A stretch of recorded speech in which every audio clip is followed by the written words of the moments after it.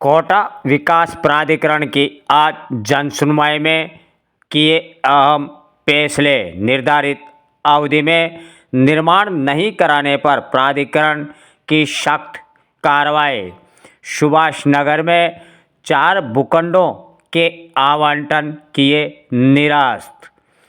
आज दिनांक 12 फरवरी 2026 गुरुवार को कोटा विकास प्राधिकरण परिसर में आयुक्त महोदय श्रीमती ममता तिवारी की अध्यक्षता में नियमित जन सुनवाई आयोजित की गई। जन सुनवाई में विभिन्न क्षेत्रों से आए नागरिकों ने अपनी समस्याएं प्रस्तुत की, जिन पर आयुक्त महोदय द्वारा गंभीरता से सुनवाई करते हुए संबंधित अधिकारियों को आवश्यक कार्रवाई हेतु निर्देशित किया गया।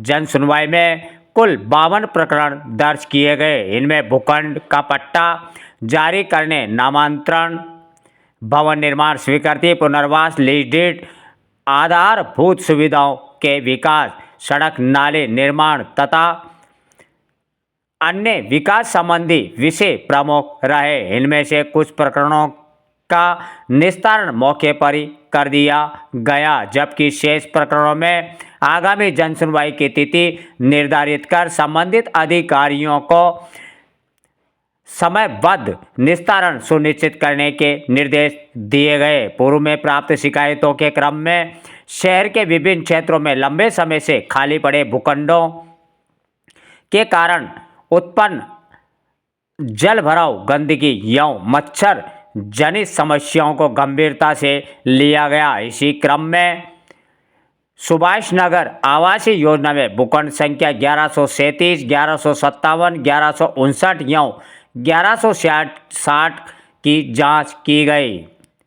उक्त भूखंडों पर आवंटियों द्वारा निर्धारित अवधि के उपरांत भी निर्माण कार्य प्रारंभ नहीं किया गया तथा पूर्व में जारी नोटिसों के बावजूद संतोषजनक स्पष्टीकरण प्रस्तुत नहीं किया गया। परिणाम स्वरूप जनित को दृष्टिगत रखते हुए प्राधिकरण द्वारा संबंधित 4 भूखंडों का आवंटन तत्काल प्रभाव से निरस्त कर दिया गया। साथ ही शहर में ऐसे अन्य खाली भूखंडों को भी चिन्हित कर नियमानुसार सख्त कार्रवाई की जा रही है। इसी प्रकार बंदा धर्मपुरा रोड स्थित डिफेंस गृह निर्माण सहकारी समिति लिमिटेड कोटा की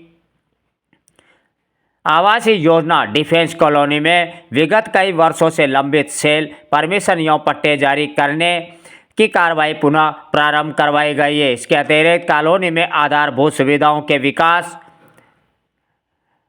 हेतु लगभग 7 करोड़ रुपए की प्रशासनिक एवं वित्तीय स्वीकृति जारी की गई, जिससे क्षेत्रवासियों को शीघ्र आवश्यक नागरिक सुविधाएं उपलब्ध हो सकेगी। आयुक्त महोदय ने निर्देश दिए कि जन समस्याओं के समाधान में किसी प्रकार की शिथिलता स्वीकार नहीं होगी तथा सभी प्रकरणों का समयबद्ध एवं प्रभावी निस्तारण सुनिश्चित किया जाए। जन सुनवाई के दौरान प्राधिकरण के सचिव श्री मुकेश कुमार चौधरी, उपायुक्त श्री हर्षित वर्मा, श्रीमती मालविका त्यागी सहित समस्त निदेशक, तहसीलदार एवं अन्य संबंधित अधिकारीगण उपस्थित रहे। जन सुनवाई होती है, किस तरह की जन सुनवाई है, क्या क्या समस्याएं आती है, तुरंत निस्तारण जन सुनवाई में बहुत सारे इश्यूज आ रहे हैं, क्योंकि जैसे एक तो बहुत सारे जो स्कीम्स एरियाज हैं उनमें कोई सुविधाएं विकसित करने का काम है, तो उसमें जब भी हमारे पास समस्या आती है वहाँ की प्रशासनिक और वित्तीय स्वीकृति जारी करके वहाँ पर हमने काम प्रारंभ करवा दिया है। कुछ एक लोगों के जो रिफंड की समस्या आती है तो उसको हम मौके पर ही, क्योंकि हमारी पूरी टीम बैठी हुई होती है, तो हम उसको रिफंड करवा रहे हैं। अगर और जैसे अतिक्रमण आदि की समस्याएँ आती हैं उस पर भी हम काम कर रहे हैं। और एक समस्या कोटा में मेजर आ रही थी कि बहुत सारी योजनाओं में खाली प्लॉट्स पड़े हुए हैं, जिनमें कि पानी भरने के कारण और बरसात में उनमें समस्या आती है। तो आज हमने ऐसे 4 प्लॉट निरस्त किए हैं और आगे भी अब हमारे पास अगर खाली प्लॉट्स में पानी आदि भरने की समस्या आएगी तो हम उन प्लॉट्स को निरस्त करेंगे, ताकि बारिश के दिनों में कोई भी जनहानि की संभावना नहीं रहे। तो ये मैम हर किस तरीके से जन सुनवाई होती है, महीने में कितनी बार की जाती है लोगों के? महीने में 2 बार जन सुनवाई हो रही है अभी, और हम उनको एक निश्चित, जब भी हमारा रिजॉल्व होने का उसका टाइम पीरियड होता है उतना प्रैक्टिकल हम टाइम देकर भेज रहे हैं। और हमारा जो क्वालिटेटिव डिस्पोजल है उसका करीब 70% हम लोगों की समस्याओं को गुणवत्तापूर्वक निस्तारण कर रहे हैं। आज कुल कितनी समस्याओं का निवारण हो चुका है अभी तक? कितने लोग समस्या लेकर आए हैं? आज अभी करीब हमारे पास 55 के करीब समस्याएं आई थी, उनमें से कुछ एक का हमने मौके पर डिस्पोजल कर दिया है। जैसे एक स्कीम में हमारे पास अभी कुछ लोग आए थे कि हमारा बैंक से लोन नहीं हो रहा, तो हमने बैंक मैनेजर को मौके पर बुलवाकर उनकी समस्या को रिजोल्व करवाया है।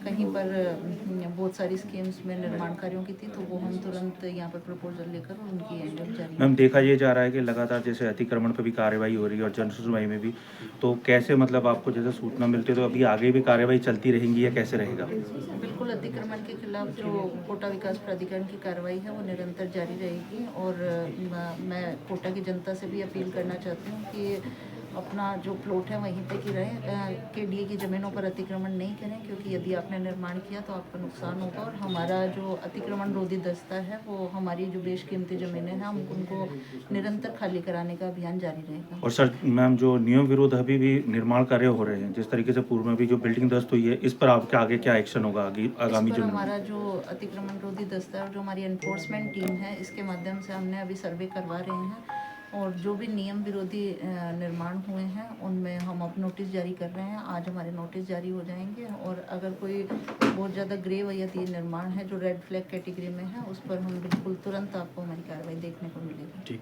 Thank you. Thank you.